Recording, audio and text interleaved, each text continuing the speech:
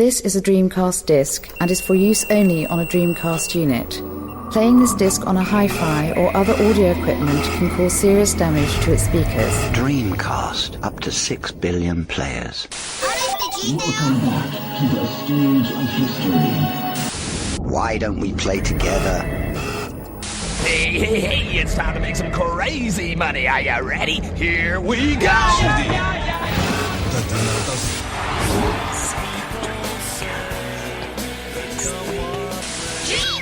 Please stop this disc now. Happy April Fool's Day, everybody. It's April the 1st. Mike, how are you? Not too bad, Tom. Not too bad at all. As you just heard from Mike there, my name is Tom, and this is episode 29 of the Dreamcast Junkyard Dream Pod. It's the best podcast called the Dreamcast Junkyard Dream Pod, apparently. I'm going to make that claim. It's a bold claim, but I'm going to make it anyway. Happy April the 1st, Mike. Yes, happy April the 1st to you as well, Tom. AKA April Fool's Day. Indeed. Did you see the Asahi beer April the 1st joke? I did. Very good. It was very good. It was cool, that one. For anyone who's listening to this who doesn't know what we're talking about, basically Asahi beer, which is a big beer brand in Japan, tweeted a picture of a Dreamcast with beer flowing out of one of the controller ports and, said, oh, this is what we're going to be doing as our new beer, a new beer tap or something, which I thought was quite cool. And I tweeted back at them saying, you need one of these Dreamcast beer pumps, which is something we featured on the Junkyard a few months ago. And for some reason, quite a lot of people have seen that and have been retweeting it slowly and steadily throughout yesterday and today. So, I've been getting quite a few notifications. Anyway, as I said, my name is Tom. That's Mike. We were meant to be joined by a gentleman called Ross, who is our Japanese correspondent, but he's gone AWOL. We don't really know where he's gone, really. And all the other members of the Junkyard are predisposed at either work or... I know Rob has gone to a rugby match, so if you're listening to this, Rob, hope you enjoyed the game. Yeah, I think it's just timings and the fact that we're all over the world. We are a truly international concern after all. We are. And Scott is probably in bed at, in Australia now. So if you're listening to this, Scott... hello. Not else to say, to be honest. That sounded a bit weird. And Caleb is probably driving back home from work right now. So anyway, that's what all the other guys are doing. Mike, what have you been doing in terms of playing games on the Dreamcast or on the current gen? See, every single time I come on the podcast, I say the same thing. Let me guess. Wait a minute. Does it begin with F? It does begin with F. End in T? No, it doesn't. 4? No, it doesn't. Oh, okay. No, see, I've thrown a little April Fool's spanner. An April Fool's shaped spanner, yeah. So I've been playing Formula 1 2015 this week. I don't know why. I don't have a massive interest in Formula 1. I do watch it every time it's on, but I do love to play Formula 1 games. So I've gone back to it. And it's the first time since 7-8 years ago now I actually got into it properly. So I've done an entire season in 1 week, which is interesting. And at the same time, we've been playing some Formula 1 games on the Dreamcast as well. Okay. Just on this point, I think, I'm not just saying this because this is a Dreamcast podcast, but I think the last Formula 1 game I actually bought was Formula 1 World Grand Prix 2 on the Dreamcast. Yeah.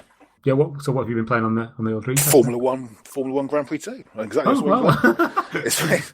I've been playing all of them. So I'm sort of trying to do a comparison between the several different games. We seem to have a very large amount of Formula 1 or Formula 1 style games on the Dreamcast, which is a bit odd. But no, Formula 1, I'm actually quite impressed by it. It's held up surprisingly well. It has that slight slowdown factor, which unfortunately some games tend to have, especially back in 2000-ish. But no, so it's a really good game. I was quite impressed with it. It's not too far off, apart from obviously not being completely HD. It's not far off the modern games, really. I was quite impressed. I remember the first time I played it. Well, I remember the first time I played the first Dreamcast F1 World Grand Prix game. Yeah. Compared to the N64 game, it was just light years ahead. I couldn't, that was the game that kind of said to me, "This is how powerful the Dreamcast is, and there's more to come," kind of thing. Exactly. Well, I was a big fan of Jeff Crammond's Grand Prix 3 and Grand Prix 2 on the PC. Yeah. And I know it was one of the many games that we didn't quite get on the Dreamcast, even though we were meant to. Yeah, it was rumoured and then cancelled, wasn't it? Yeah, so that would have been an amazing game on the Dreamcast, one of the many that we lost over the years. Anything else on the Dreamcast or otherwise? Not really. I've got a few new games arrived in my collection.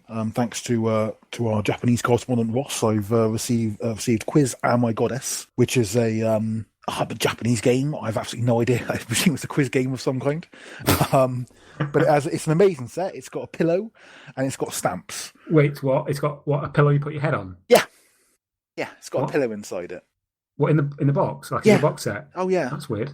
It's a bit weird. It's up so you there. got a pillow and what? Stamps. Stamps. So that's all like sort of stamps with ink. Oh right, not postage stamps. Not postage stamps. Right.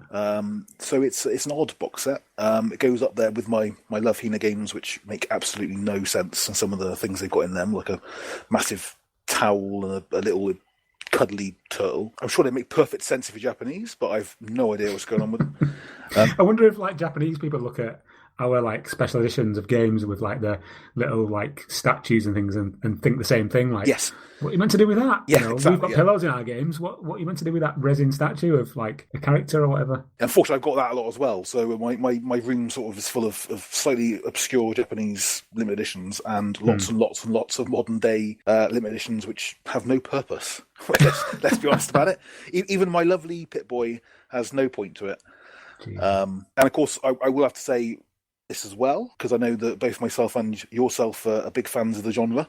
I am awaiting a game this week coming out on Tuesday. Let me guess. Go on. Is it Dirt Rally? It certainly is. Yes. It certainly is. That is going to be, I think, my next obsession for the next several weeks. Yeah, I think I'll be getting that as well. Yeah. To be honest. So. Cool. That's a nice selection there. I'm quite intrigued by this pillow game. I might have to have a look at that at some point in the near future. Okay, what have I been doing? I've been getting the train quite a bit to work, so I've been playing on my handhelds quite a lot. Yeah. And so I've been playing on the Game Boy Advance because it's probably my favourite handheld. Okay. Well, it's on a par with the Vita. And on that I've been playing on Doom 2. And Excellent. on Advance Wars 2, which I'm still crap at, and I really don't have a clue what I'm doing, but I just like I love Advance messing about Wars with 2. it. Yeah, Advance cool. War games are fantastic. Just that sort of it's the perfect console strategy game. Yeah, I know you've had some experience this week with other strategy games on consoles, but the Advance Wars 2 is just the perfect strategy game. I love it. I'm not going to say I'm good at it. I'm actually atrocious at it, but I still find it quite therapeutic when I'm listening to a podcast and just messing about with the all the icons and stuff. Yeah, so those two games on the GBA, and on the Vita, I've been playing a game called Gravity Rush. Okay. Yeah. Which it was actually one of the first games I got on my Vita because it came as part of the download bundle when I bought it about 3 years ago. But I played it for about 5 minutes and then deleted it. And only recently I've been going back through my downloads list and downloading stuff I never gave a chance, and this is one of them. And I'm hooked. I think it's fantastic. It's really, really good fun. Have you played it? I have played it. Yeah, I've got rid of my Vita a few months ago now, but it was a game I bought. I think it was like £3 it cost me. At one point, it was really, really cheap. Yeah. So it's the Vita's a very sore point for me because I love the PSP. I'm not a big Sony fan usually, but I love the PSP, and the Vita was the biggest disappointment for me because it had everything going for it, but I just couldn't love it. Do you think you'd love it if they'd cracked it and you could put different firmware on it and stuff and emulators? I didn't really do that with the PSP. I'm thinking the only person in the world who just had a very large PSP collection of actual games that were released for the PSP. I think it was just, I don't know, it made my hands ache. Now obviously PSP does that as well, but it seemed such an amazing idea. I remember when it was first announced, and the twin sticks looked amazing. I'm sure I'll get one again at some point, but it just didn't do it for me, unfortunately. You can't please everyone, can you? Exactly. No. So those two on the those three on the GBA and the Vita. On the good old Sega Saturn, I got that out again, and I've been playing on Panzer Dragoon Zwei. Oh, excellent! Just because it's basically Res. And Baku Animal, which is quite a fun take on the old matching. Have you played it, Baku Animal? I think I probably have. I think it's on different consoles as well, isn't it? It's just on the Saturn. It's just on Saturn, I believe. Yeah, I think so. Yeah, I might be wrong, but I'm pretty sure it's just on the Saturn. They tried to do a Kickstarter for a new version a few years ago, but it just didn't get anywhere, so that got canned. But basically, you have to like match different like fruits together, and then the animals come down, and these massive like animal heads come and eat the fruit, and then they disappear. It's quite sort of surreal, really. And on the Dreamcast, I've been. Oh, I will say before that, I've not really played much on the PS4 at all. I'm kind of waiting for Dirt Rally because as soon as it's available, I'm going to take Sebastian Loeb Rally and trade that in for it. But on the Dreamcast, I've been playing on Railroad Tycoon 2, which I wrote an article about very recently, just because I played it years ago and I just wanted to go back to it and kind of look at it again with a more mature head. Yeah. And it's still as boring as I remember it being. Weirdly, you can actually play it with the arcade stick. It's on the back of the box as a controller that you can use it with, but the keyboard isn't. So you can use the arcade stick, but you can't use the keyboard. Can you play with the mouse? You can play with the mouse, and you can play with the that Panther controller with the trackball and the arcade stick, but not the keyboard. Weird. Very weird. On the subject of playing things with the mouse, I've also been playing Stupid Invaders, which I think is great.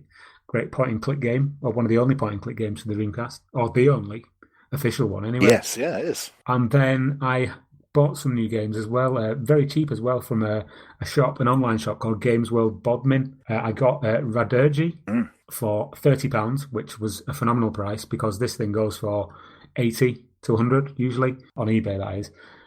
And it's a top-down shooter. Have you played that one? I've got it, indeed I have, yes. Yeah. I'd never played it before, just because, and I never really looked into it because I just never thought I'd own it because it was one of them games that is really expensive and, it's a shmup and, I just kind of thought, I'm never going to really afford to buy it. And then I saw it for 30 quid and I was like, I'll get it.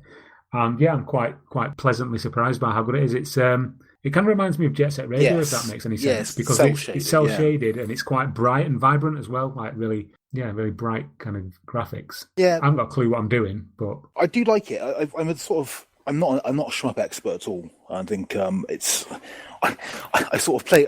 Until about 4 years ago, I hadn't really played any shmups at all. I wasn't a fan. I didn't know what I was doing at all with them, and I've sort of become a little bit of obsessed with them recently. So I've played it. It's good. I just don't really understand what's going on. Yeah, because you kind of collect stuff, and then when you get hit, they all kind of fall out of you, but it doesn't actually make any impact on like your weapon power or anything.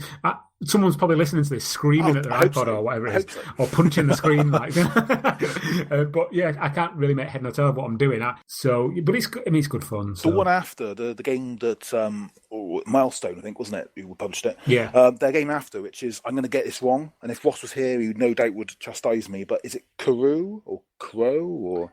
Yeah, I know what you mean. Yeah, wasn't that the last game? Yeah, the very last game for the Dreamcast. It's very similar. But just completely dark, just like proper sort of gothic dark feel to it, and that also didn't impress me. But it's just funny because I think Milestone's only other game on the Dreamcast, from what I remember, is Chaos Field. I think it was Chaos Field, which was really good. Yeah, the only other game I played recently on the Dreamcast was another one that I bought from the same place, Games World Bodmin. It is Ooga Booga, which is another one I'd never played before. It's an American exclusive. And it's basically it's marketed as like an online multiplayer only game, but you can play it offline.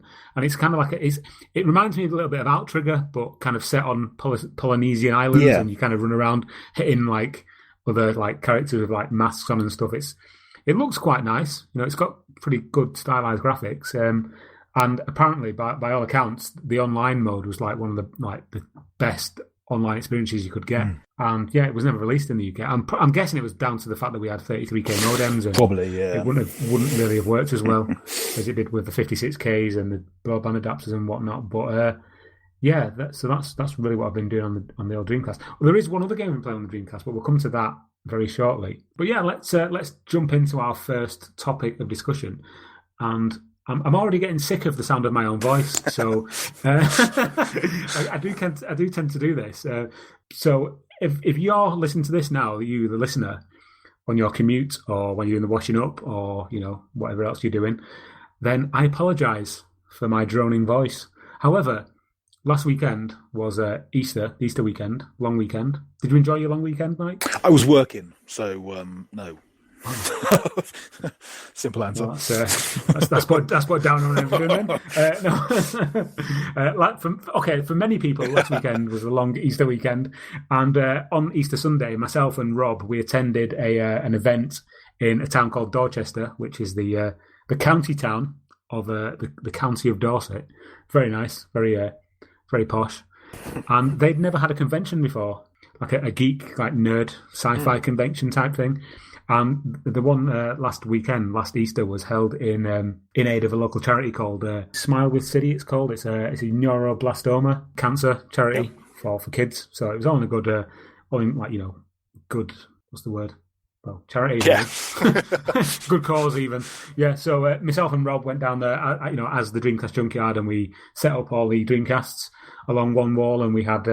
Yeah, it was quite cool. It was good laugh. We got quite a lot of people in there. It wasn't on the same scale as something like Play Expo or Revival or any of the other big like gaming events that happen in this country. But it was nice to be somewhere where it was for a good cause, and it was quite kind of intimate.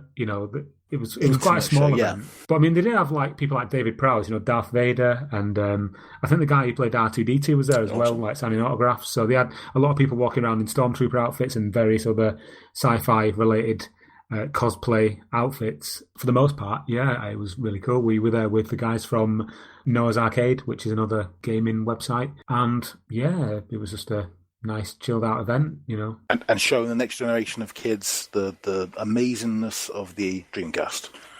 Yeah, it was quite. Our little section was quite heavily attended mainly by kids.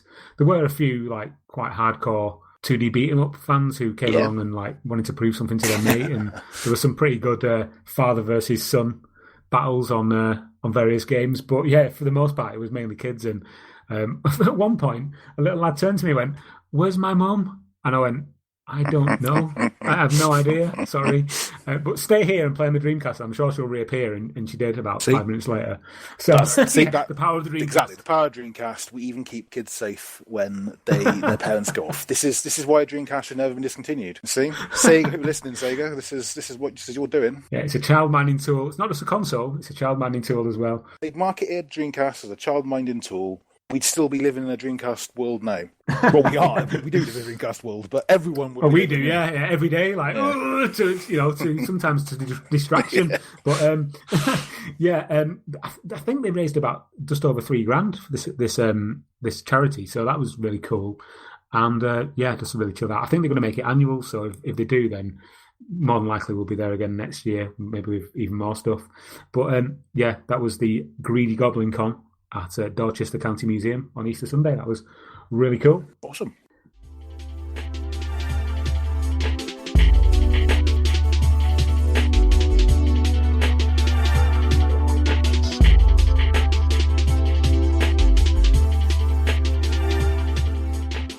Right, Mike, earlier on in the podcast, I mentioned another game that I'd been playing. Yes.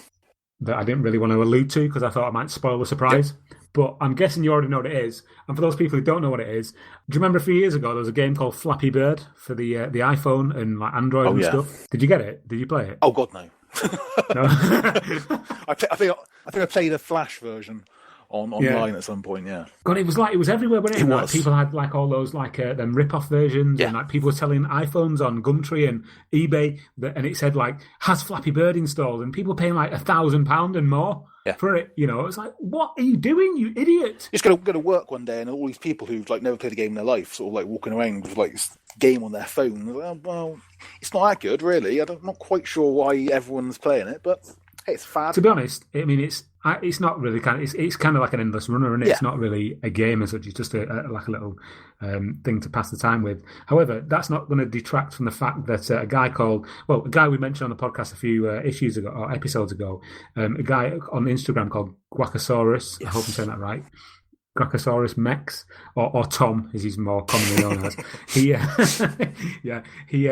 He created a version of Flappy Bird for the VMU, and as it happens, I have a VMU here with me with Flappy Bird on it. Now, if you want to play Flappy Bird on your VMU, you need to get Dreamshell and download the ISO file and use Dreamshell to put it onto your VMU using an SD reader. But because we are the consummate professionals here at the Dreamcast Junkyard, we have we have one here that we prepared earlier. So you're now going to be able to listen to me play Flappy Bird on a VMU. Mike, contain yourself. That's world exclusive. Right. Yeah. So here we go. Can you hear that? Yeah. Right. So this is me playing Flappy Bird. There you go. I've just got a point. This is the future, right? I've got here. another one. This is probably the best I've ever done, actually. I got 3 points there. So, yeah, that's a VMU. I'll put it away now. That's a VMU playing Flappy Bird. It's actually quite smooth, to be honest. Yeah. And hats off to Tom for his hard work, because he's done a couple of other different demos that we mentioned, like I say, on the last episode. He did like the Magic 8 Ball and a couple of like 2D like side-scrolling beat-em-ups and stuff. But yeah, he knocked that out pretty quick. So I wonder what else is going to come in the future. Well, exactly. I think what he's done already is amazing. From someone who has no idea how to program anything at all, it's just to get life back into the VMU is it's quite impressive. Yeah. Well, he's made me dig out some more like CR batteries for it, so to test it out for that world exclusive sound clip that you just heard there on the Dreampad. Remember where you heard it first. The journalistic talents on this podcast know no bounds. Oh no, we push boundaries back on a constant basis.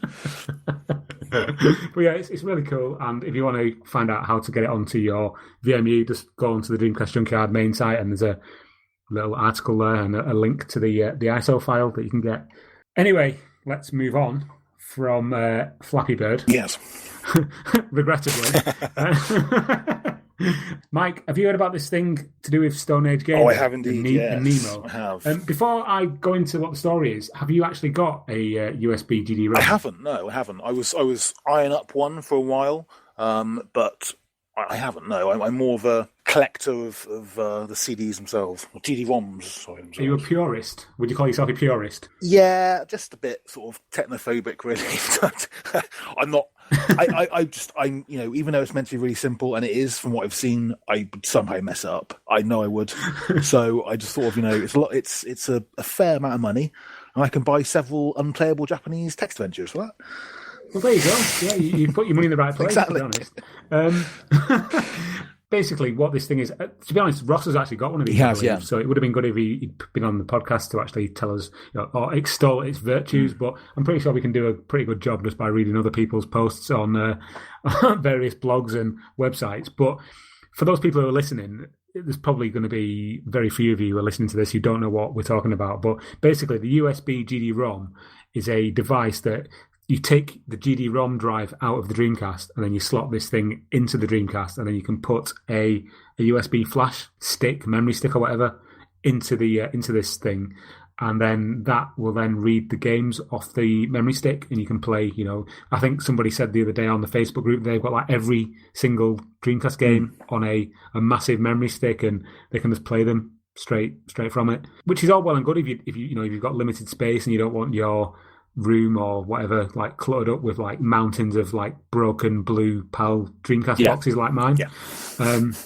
Plus you can get games like off various websites that you can't really get readily, like stuff like Cosmic Smash or whatnot. So yeah, the story with this thing is that the online shop that was selling it, which is Stone Age Gamer, has basically put up this big long diatribe of a public statement saying that they're not going to deal with this guy anymore, Nemo, because of all the trouble that he's given them and artificially inflating the price, and that they're appealing to people who may have the skills to create an alternative version of it. Yeah, I only put this in the running order because I wanted to really get somebody else's view. I'm of the opinion that it's quite an expensive item, and if I could afford it, I'd have one, but I'm not really that interested at the price it's at, so it doesn't really make much difference to me. What are your thoughts? I think it's an amazing piece of kit, and I would definitely get one if I had the money sort of, set aside as disposable income.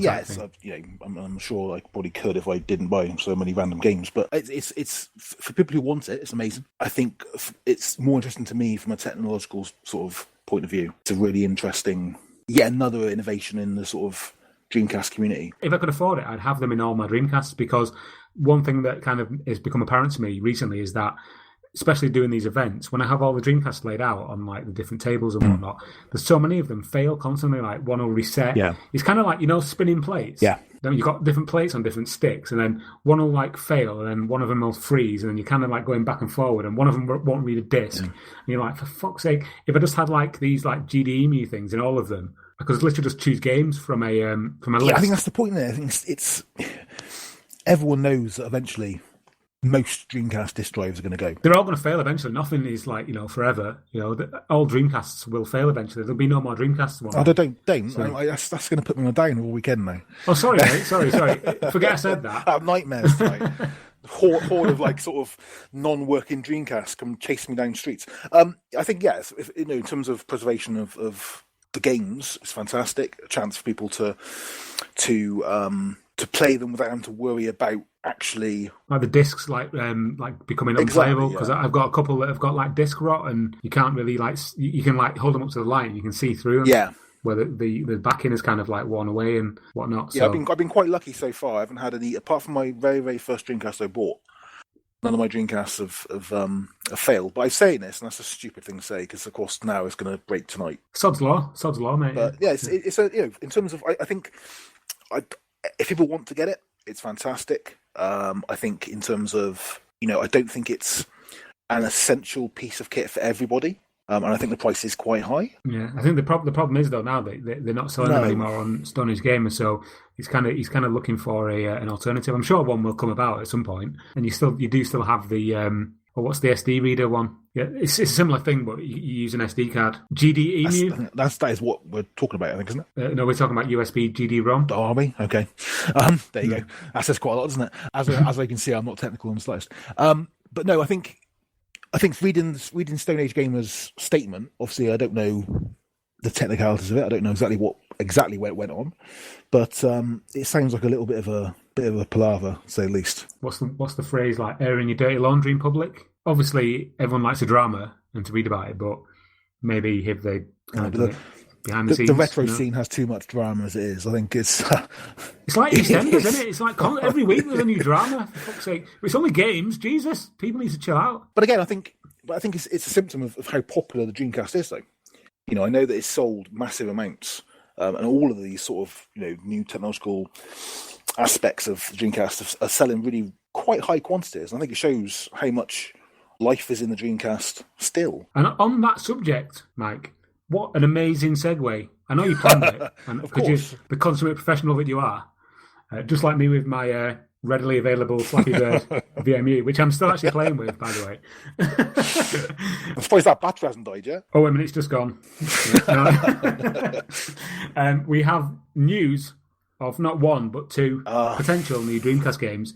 The first one I'll just touch on briefly because we don't really know a lot about it, and it's not, no disrespect to the guys making it, it's not that impressive to look at right now, but it could be in the future. It's a game called Terminal, which is by a guy called Rico, and he's basically working on it on his own. He's using the Sega SDK, which is like something that a lot of indie developers don't do. And he has these delusions. Again, I don't want to sound offensive, but not delusions of grandeur. But he's got like a grand vision of having this online multiplayer shooter, and it does look quite rudimentary at the moment. It's quite like blocky graphics, and the maps are not, there's not really a lot to them. But as a basis, I think he's got, he is writing the online code first rather than the actual game, and the graphics are meant to be like placeholders. And like I say, I did put this on the Dreamcast Junkyard main site a few days ago, last week I think it was, just to give it a bit of exposure. I mean, what do you think of that? I think it's quite basic, but I think it's another sign of another new Dreamcast game in the making. And I think all hats off to the guy. I think if he's got the passion, if he's got the actual enthusiasm to do it, he'll do it. And I think the last few years on the Dreamcast scene has shown that anything which people thought was perhaps a little bit above what could happen, I think a lot of it's been done. There's so many Dreamcast games being announced. I've got to say, I am losing track of how many games are being announced now. It's amazing, really. Yeah, that reminds me, actually, I've got to change my address on Kickstarter because Alice Dreams Tournament's going to yes, I'm looking forward to that. And I'm moving next week, so I don't want it to get sent here because some other guy who's just moved in after me, after I've left, will be like, oh yeah, great, I've got Alice Dreams Tournament for free. No, you haven't, mate. I'll be coming through your windows to get it back. That Alice Dreams Tournament is going to be, I think, probably the biggest game this year, from what I can remember. Well, I mean, I don't know if unless I mean, Slave's coming as well, and Elysian Shadows potentially. Yeah. So, but things like Hypertension coming out as well. There's so many. I think, you know what? I think there should be an entire podcast quite soon just on new games coming out. Tom, there you go. That's a great idea. Yeah.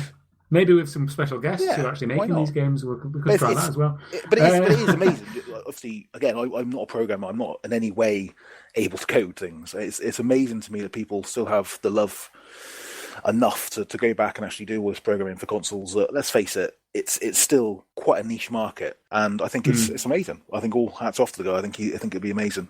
I think if he wants it to be good, and I think if he has the time, and I think he doesn't set his sights too high, why not? Yeah, I to be honest, Mike, I completely share your admiration for these people. I haven't got a fucking clue how to code something. Do you know what I mean? And I just see people making these new games. I'm just like, hats off to you, man. I just want to give them buy them a pint or something.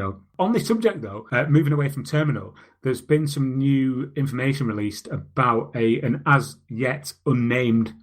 We think it's a shooter. Just because of the stance of the characters. Basically, it was on the DC Emulation forum that a guy called Phenom, I think that's how you pronounce his handle, released some shots of a new shooter. It's kind of in the vein of Payday, where you've got these gangster type characters in shooting stances with masks on, clown masks, and they apparently have signed an NDA with Goat Store, so they're not really allowed to say a lot about what the game is. But the video that they've released as well looks brilliant. The animation of these characters and also the screens that they've released. This looks like something that would be on the Xbox. It looks very close to what you would expect from excuse the term, but professional developers on the Dreamcast. I can't think of something like Headhunter looks comparable. The character models. It looks unbelievably good. I posted this story last week and it blew up because they do look fantastic. I thought the character models were exceptional.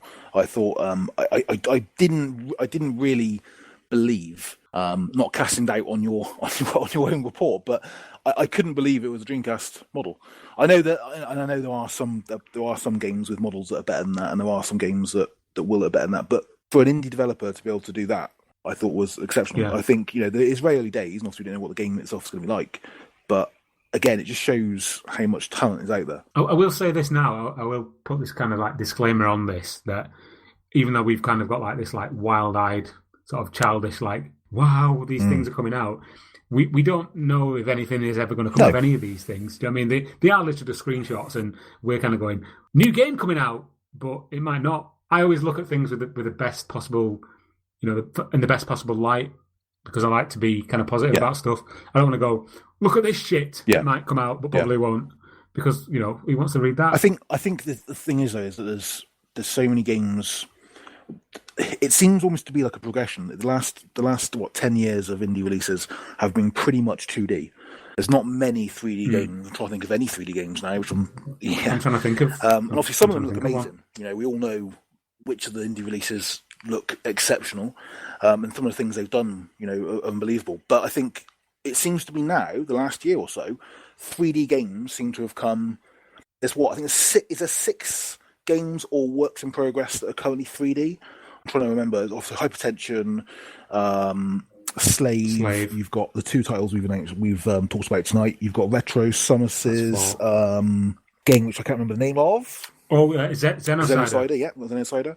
And I think there might even be another one which I can't remember what it is, basically. But there's a few different ones, which are 3D games, which I think just shows that even within the indie development scene on the Dreamcast, it's progressing, which I don't think other consoles have. I don't think other consoles sort of start with 2D games and then work up. It seems like it always makes the Dreamcast feel like a console which is still relevant. It's it's been kind of reborn. Do you know what I mean? It's like people are developing games. They're starting at the base level, kind of learning the tricks, finding the feet, and then that going on to the next level. Now we've mastered 2D. Let's do 3D now.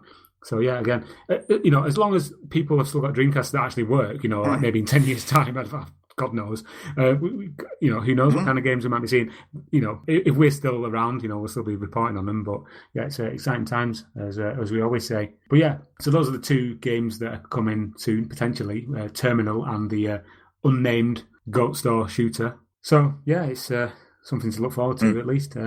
Right, let's move on to our next topic of discussion. Yes, Mike. I'll read you a little passage here that I copied and pasted from a popular website called IGN.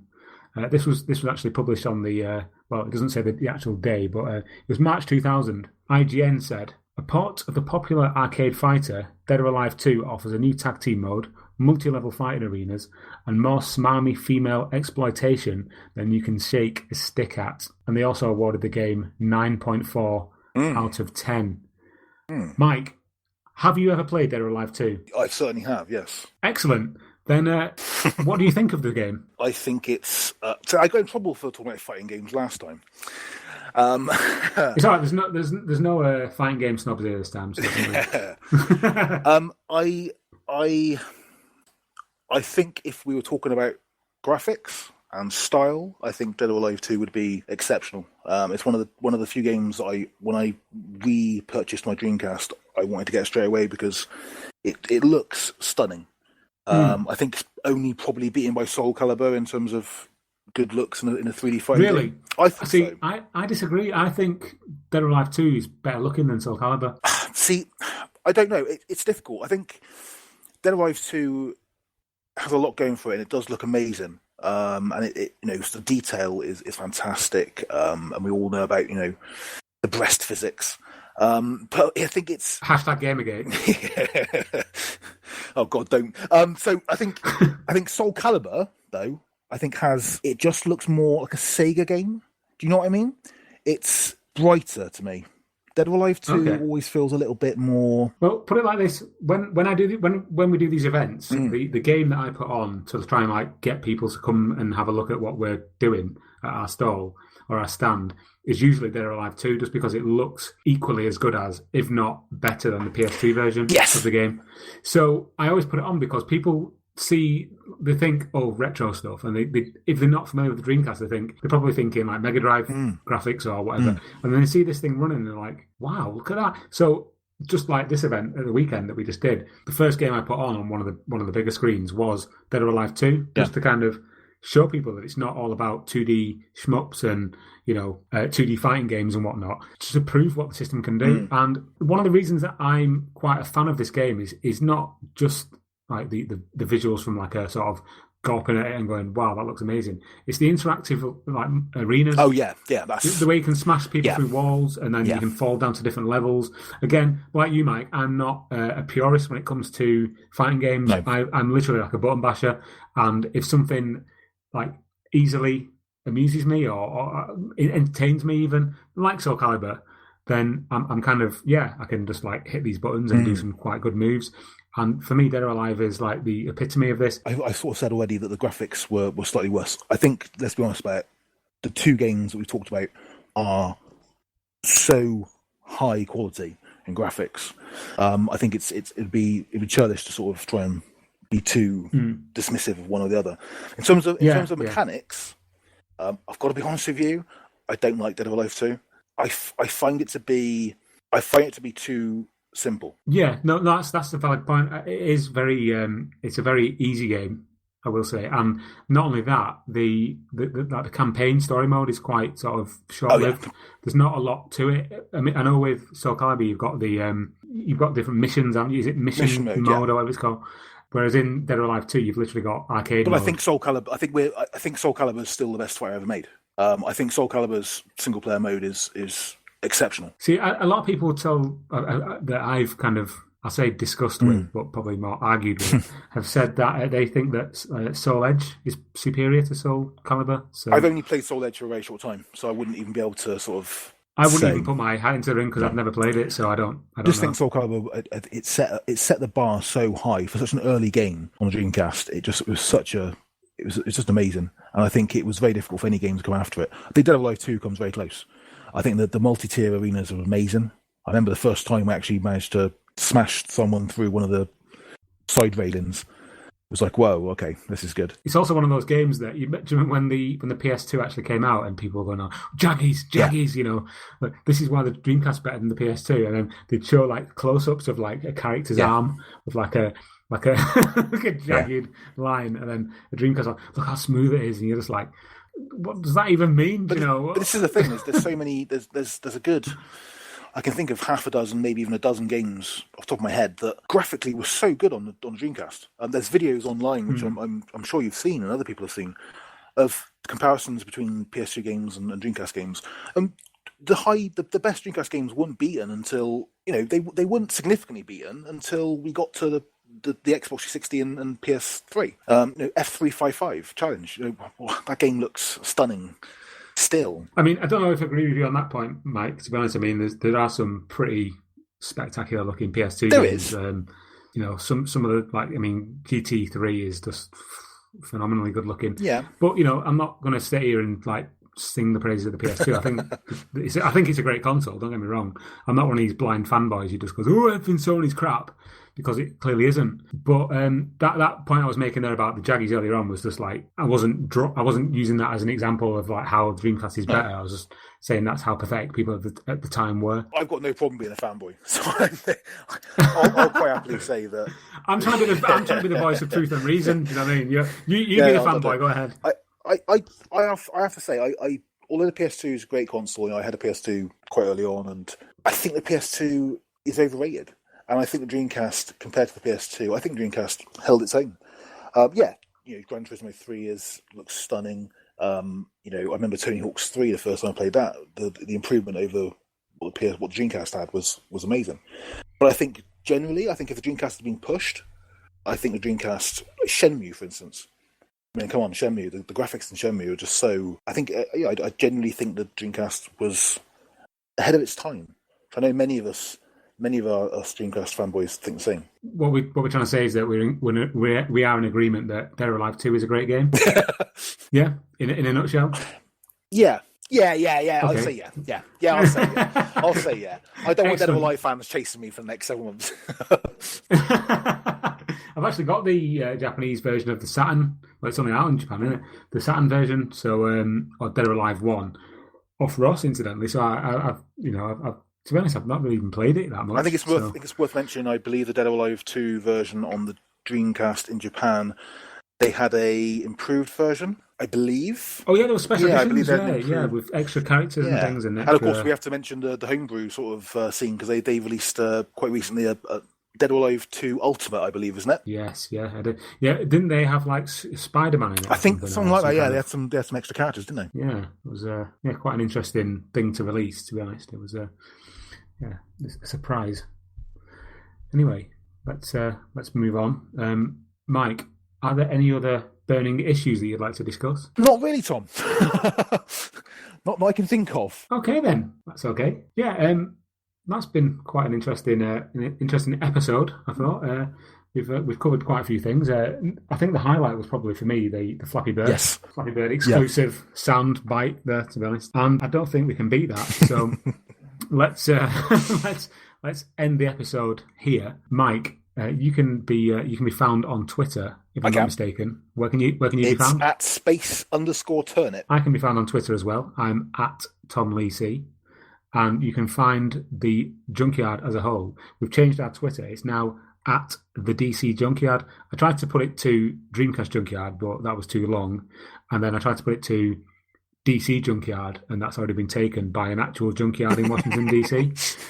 I think I mentioned that on one episode previously. But so we settled on the DC Junkyard. So that's where you'll find us if you're on Twitter and you want to follow us. Of course, we're also on Facebook. It's facebook.com/the Dreamcast Junkyard. And our main site, our blog, which has been going it's in its 11th year this year. It's thedreamcastjunkyard.co.uk. I think people keep putting in .com, but I don't own that because I can't afford to buy it. So, it's just .co.uk at the moment. And thanks very much for downloading this episode of the Dream Pod. One last thing I will mention is somebody left a review on the iTunes page for the podcast, saying that they couldn't play it through iTunes, you know that little play button? You can just like click and then listen to whatever it is you're highlighting. And it wouldn't. I tried it myself. It won't play. So thank you to whoever that was for alerting me to it. I emailed iTunes and said somebody said that they can't play it through iTunes, and then I emailed Buzzsprout, who is our like hosting service, and they said, "Oh, you need to email iTunes." And then iTunes emailed me back saying, "Well, you need to email Buzzsprout because it's something on their end." And it was just like, "But you're telling me to email them, and they're telling me to email you, and it's just a clusterfuck." But if you download it, it's fine. And if you listen to it on the player, on the actual like Dreamcast Junkyard blog, it's fine. And if you go to our Buzzsprout page, that's fine as well. Weird. So just basically play it on one of those or download it. You just can't play it through the iTunes store for some reason. So yeah, that's a really thrilling podcasting there. So yeah, feel free to direct any complaints to what's your email address, Mike? What? Right, okay. That's episode 29 of the Dreamcast Junkyard Dream Pod. We hope you enjoyed it. Check us out on the social media streams, and we'll be back for the next one, hopefully with a few more people. Yeah. I will actually apologise now. The reason Ross wasn't on the episode as he was intended to be was because we had the clocks go forward in the UK last weekend, and I don't know what happens with the other clocks around the world, but we've kind of moved forward to British summertime now, and so yeah, it was a bit of a fuck up. I take full responsibility. Ross, if you're listening to this, you're probably not. You're probably just like throwing a dart at a picture of my face. But yeah, it's my fault, and I apologise. So yeah. Anyway, that's been the Dream Pod, and we'll see you on the next one. Goodbye. Bye. Please stop this disc now.